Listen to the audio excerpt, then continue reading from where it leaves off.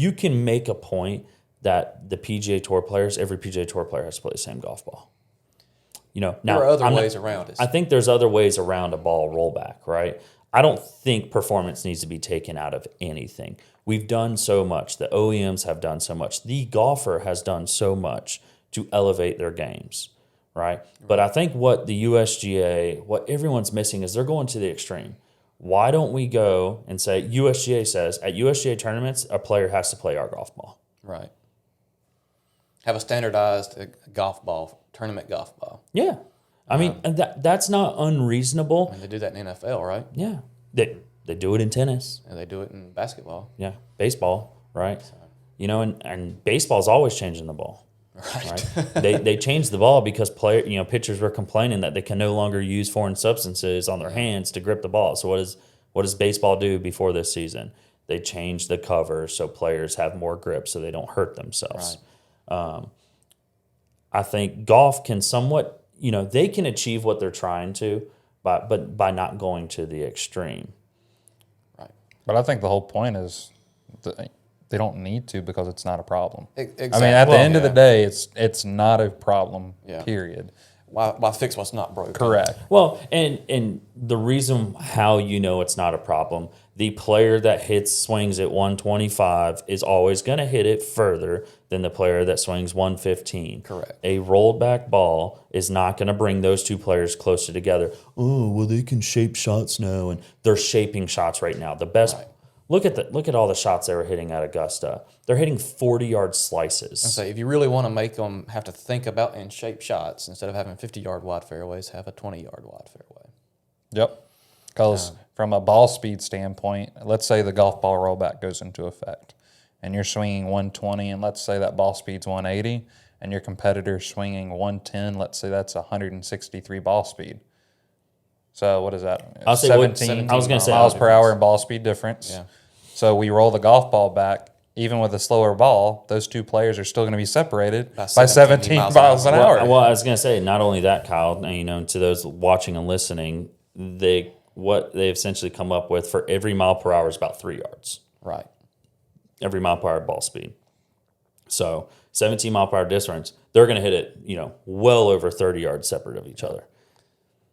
And so I think, too, I think you also have to ask the flip side of it. So we've talked about from this perspective of the USGA and their decision-making process. Let's say the USGA pushes this on through, and I quite honestly feel like the USGA has probably made their mind up already. Oh, it's done. It's a done deal. It's going to happen. So let's say on the flip side of this, from the OEM standpoint, what if they decide to say, okay, well, we know the USGA has made this rule. They have to fund it. But we're not going to build a golf ball for it. Well, yeah, it'd be because think about what happened with Callaway. They had to invest $55 million into a ball plant to make some changes for their current product. If the USGA comes out and says this, who's going to pay for the $100-200 million machines that TaylorMade, Trixon, Titleist, all these companies use? Right. I'm just getting that. What if the OEMs say, no, we're not going to build a golf ball for this? So what's the USGA going to do?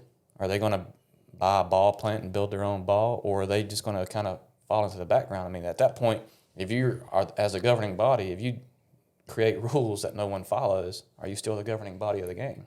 Yeah, that's a good point. That's good. Yeah, and has there been one single golf ball manufacturer that has come out since this conversation started essentially 2 months ago that said, you know what, we're going to take this into consideration and we may feel this is a good idea?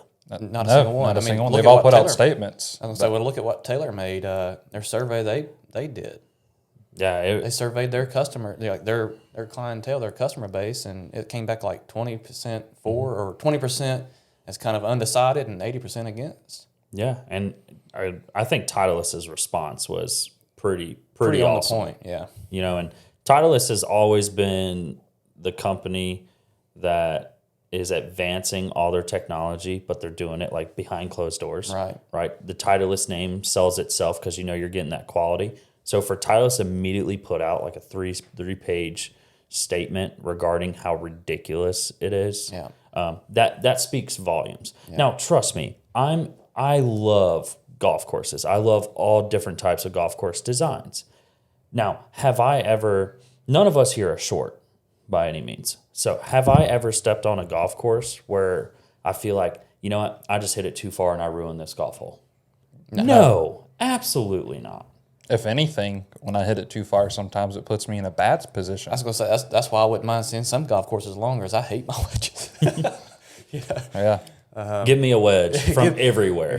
I got to figure out something with my wedges. But it's just, and that's where we align ourselves more with the average golfer and the golf fan, right? Right. Is I've never said, you know what, this hole's dumb because I can hit it too far. Right.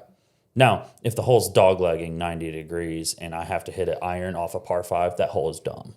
But I don't think we have an issue with distance because we're always going to evolve, right? What if they produce a new golf ball tomorrow and all the tour players get to test it, right? What are they going to do?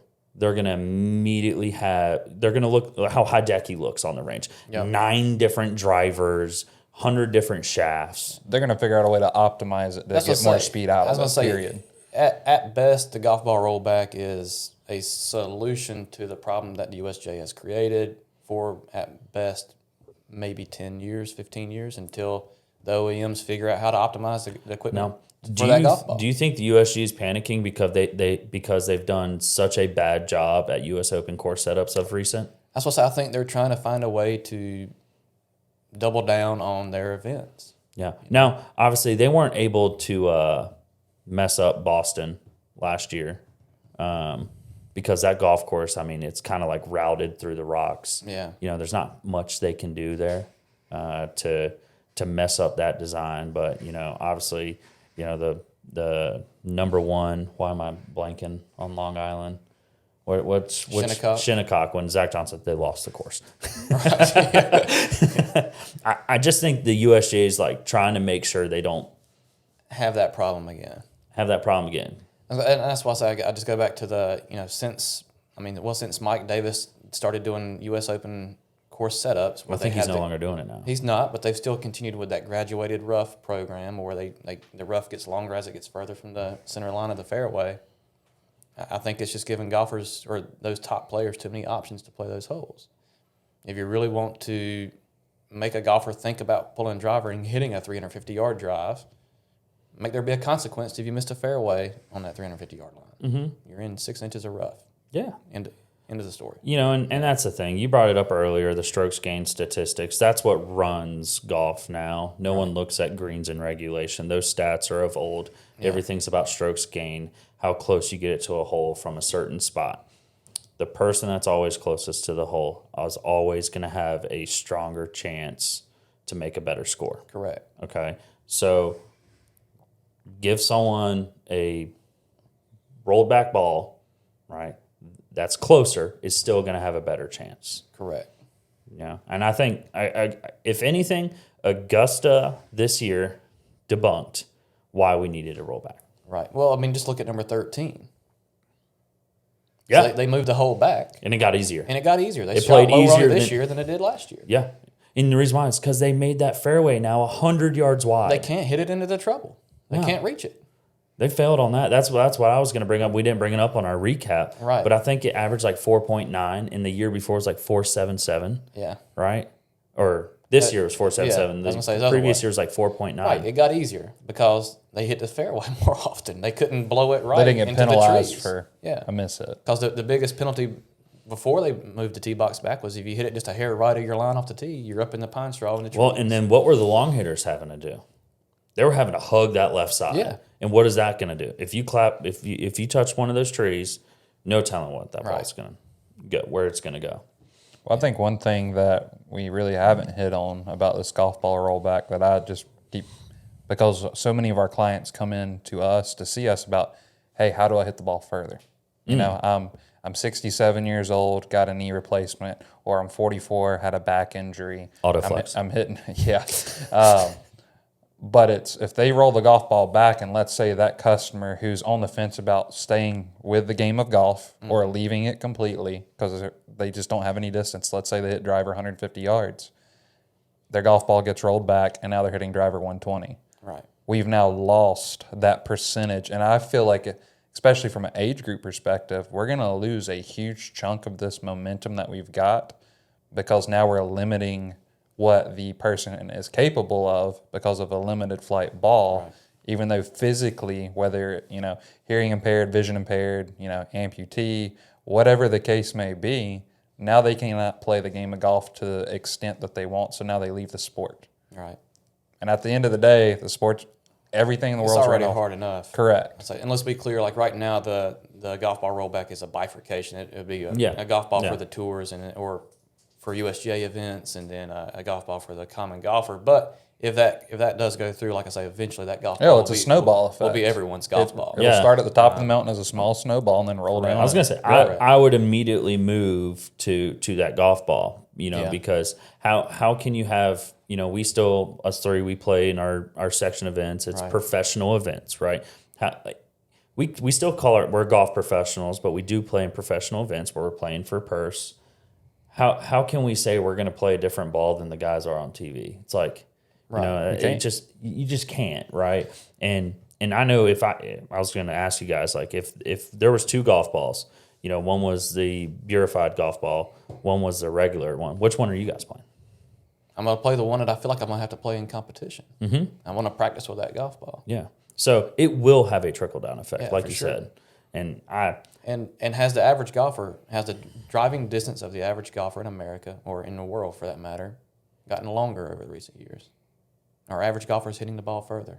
No. Just like the average handicap hasn't gone down, right? Now, does the average golfer have access to hitting it further? Absolutely. And obviously that will be a discussion for another day, but and that's the nice thing.